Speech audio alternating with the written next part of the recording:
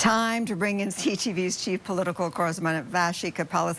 Vassy, one down, two to go to give Mark Carney a majority government. And Chris D'Entremont says there are others who feel the same way. So what are your sources telling you?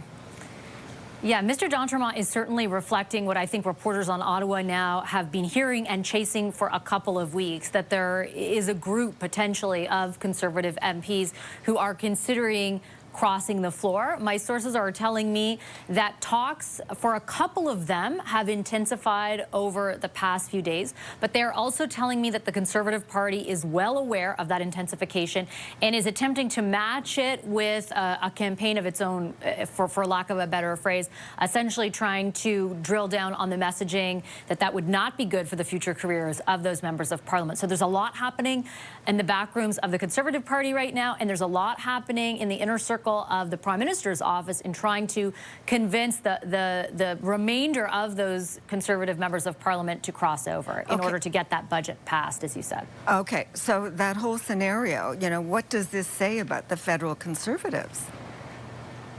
Well, I think a lot, and I think perhaps, depending on how things go, a lot about the leadership of Pierre Poilievre. You heard Chris D'Entremont in particular take very specific aim at that leadership and the leadership style.